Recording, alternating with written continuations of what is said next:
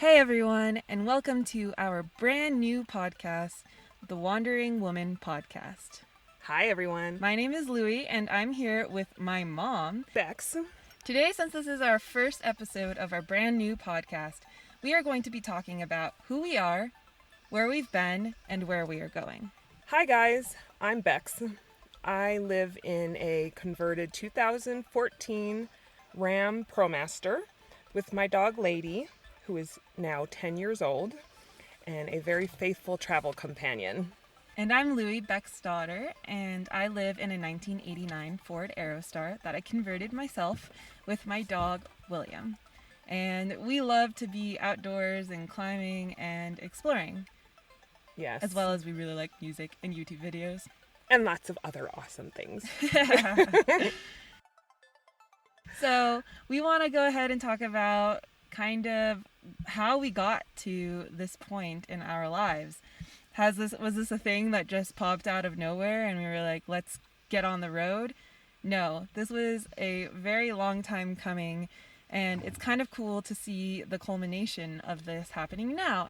And this is why we wanted to start this podcast, is because this has been a long time coming, and definitely. Yeah, this podcast has been a long time coming. Yes. And so we're just going to tell you guys our story of how we came into nomadic living. And if you hear growls or breathing in the background, that is our two dogs. And who have to be right next to us. And we're sitting in my pretty warm van right now and using that as our studio. So as soon as we started recording, that's Lady. That's Lady. As soon as we started recording, they had to be near us. They want to be a part of the podcast, yeah, too. They do. So I think we should start with maybe your journey, Mom. How have you been nomadic in your life, and what has kind of turned you to this lifestyle over time? As far as back as my childhood, I can remember being sort of nomadic. As a kid, we moved around a lot. I was born and lived on the island of St. Croix in the U.S. Virgin Islands till I was a young teenager, and I'd say every 2 years we were moving. Even on this little island, we were moving into a new house, and I brought that into my adulthood with you kids. Mm-hmm. You know, we moved every two and a half years, right? Sometimes maybe after a year of living in one spot. And I just have that nomad. I get too settled into a place, and I'd be like, I just need something new, you know? I'd be like, I need something new. Mm-hmm. And so I don't know what really, I can't remember specifically the moment that I started thinking, I want to live like a nomad, or, I want to be on the road. But maybe it was just ingrained in your soul for your whole life. I think it was. And even with your grandma, she as a kid moved around a lot too. I think it's like a generational thing. Must be. Yeah. But I'd say maybe like 8 years ago, something like that, I got kind of an itch or interest in like RV life, or I think I got an itch to start thinking about small living, more simple living, and it started with tiny houses.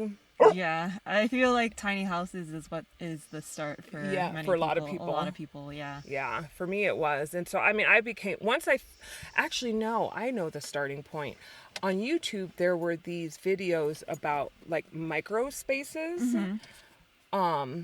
And people in New York City who were, living in, 150 square feet or something like that. And I became obsessed with those. You're like, that's where it started. That's where it started? Yes. I was trying to think back of like what YouTube videos and things we were watching at the time, and I guess that's where it started. Yes. It's like really hard because, we've watched thousands of videos about nomadic living and small living over time, so yeah. And that's where it started for sure. And then it was tiny houses, and then RVs, and then van life, and kept getting smaller and smaller. And then I started downsizing. Mm-hmm. I started feeling just overwhelmed because my mind was now open to all of these new concepts of minimalism and simpler living. Mm-hmm. And I was surrounded by all of this stuff, and I just started to get rid of it. I started, selling stuff, Getting donating it, things like that, with the intent of at least simplifying Yeah, our and lives. it's amazing. And we'll definitely talk about that more probably Yeah. in another podcast episode. Yeah. So, yeah, so it was like, it's been about an 8-year journey just from initial, like, ooh, this is amazing, to fruition. To where we are today. Yes. Which is, I guess, a good spot for me to hop in Yes. because how I got into van life was very similar to how you got into van life and or nomadic living and van dwelling and whatnot and tiny living. Is we just would watch a lot of videos about tiny houses and living alternatively. I really felt like as a kid we struggled because of the housing market and how expensive things were in Sacramento, California, where we grew up and where we lived when I was a kid. That was a lot of the reason we had to move. We had to move a lot because there was a lot of people moving from the Bay Area over to Sacramento. And so this, in a sense, kind of pushed us out. That like gentrification of our hometown started to really make us have to think in a different way. And so here we are, flash forward to my, what was it, senior year? No, this was my junior year of college. Yep. And I was living in this apartment that cost close to $1,000, a room in a tiny, tiny little apartment with 3 other women that were going to my school for almost $1,000 a month. And I was looking at my finances and I was just like, this can't be sustainable. If this is how I have to live for the rest of my life, this is just the cycle of what we were living as children, having to continuing move, that cycle, never feeling like there's a space for us. Yeah. So I just decided to take the plunge one summer, and I went down to Arkansas where my dad lives, and we found a van which ended up being Maribel, my mom's van. So this is kind of a complicated story. But I got this van it was around $17,000, and I financed it. And so I was paying about $360 a month on it. And I was living in the van all happy. My last semester of college, I was in the van, and I lived in it for another year. And then I decided that I didn't want to have to pay that $360. And before that, my mom found Coco, my van, the 1989 Ford Aerostar. And we went down to LA and everything and got the van, and you started converting it how you wanted to. Yeah.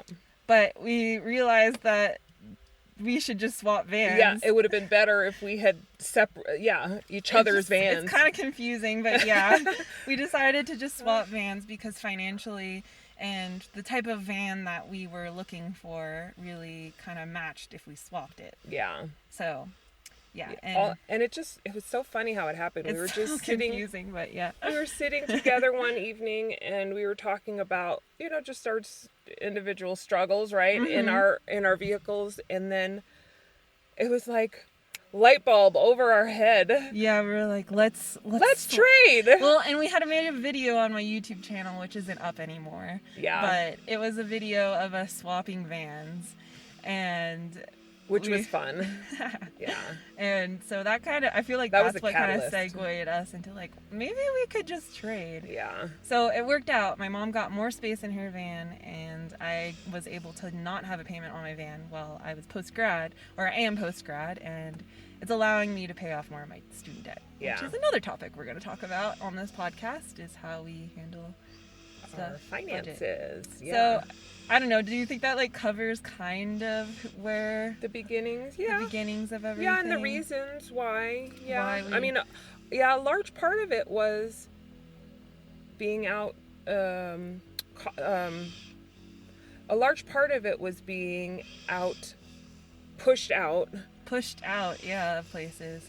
And I think that a lot of people can relate to that in this day and era, as people are getting evicted from their homes. And especially now in the pandemic. And that's why I really think media like this is really important, and diversifying the voices that you hear about this topic, because I don't think people realize that this is something that they can do, and it's something that's it's an option, and it's a sustainable option.